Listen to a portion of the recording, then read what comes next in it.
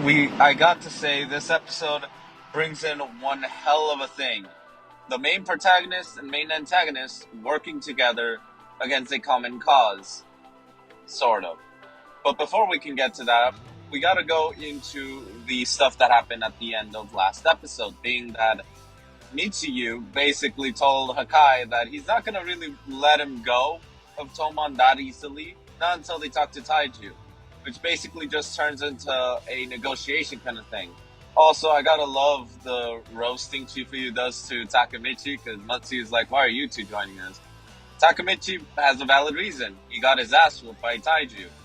Chifuyu just doesn't trust Takamichi, and it's just a funny little scene. Gotta give props, because it made me laugh a bit. But one thing that is noteworthy is the talk between Mitsuyu and Taiju, and a bit of the backstory between Hakai meeting Mitsuyu, as well as how sadistic and very twisted Taiju is, considering how his love for his sister and brother is very abusive, if I can say it in the more broadest of terms. It just shows a interesting comparison between Mitsuyu and Taiju. They're both elder brothers. They both take care of their siblings, well, in their youth, of course. And we can see that, well, Taiju is a more brute, while Mitsuyu is a more caring brother.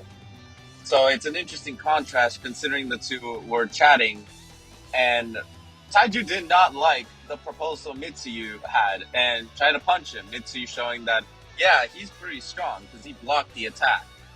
And yeah, it turns into, alright, you got a deal. So basically, Hakai will join the Black Dragons. Mitsuyu won't interact with Hakai anymore, under the conditions that Taiju doesn't hit Yuzaha anymore and frees her.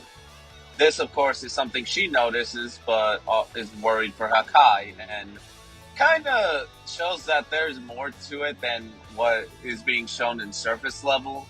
We have Takamichi debating that, the future probably changed. But, I mean, Chifuyu made a point that Takamichi, if he goes back and nothing changed, how the hell is he going to come back to the past? As well as, he wasn't directly the change of things. It feels like that the story will only change fully if Takamichi directly makes the change of events. I mean, he's the main protagonist. He should know. He has to make the change. But that's besides the point. The point is that after this event, they're kind of just discussing things. Hakai interacts with Takamichi, and Chifuyu lets him know that of the past, how fucked up Taiju is, and how basically this little deal is bullshit. Taiju's not going to keep his end of the bargain. Hakai is going to kill Taiju. That's what his mind is set.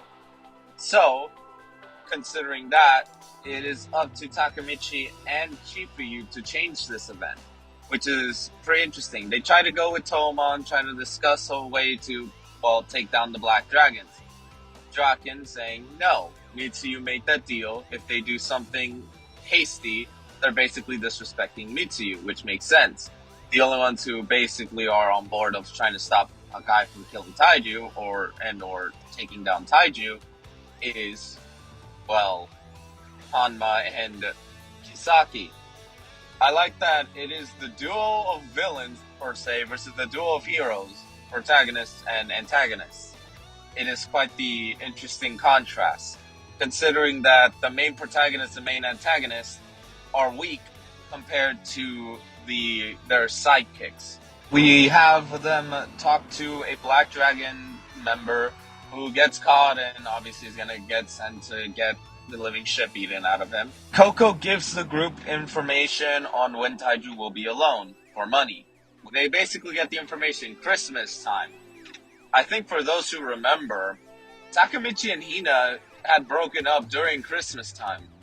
So, we're leading into whether or not those events happen, per se. But anyway, this episode is pretty cool. It definitely had an interesting set of team-ups, an interesting throwback into Hakai's past and how he and Mitsuyu met. And overall, this is honestly being a pretty good season. Can't wait for the big fucking fight.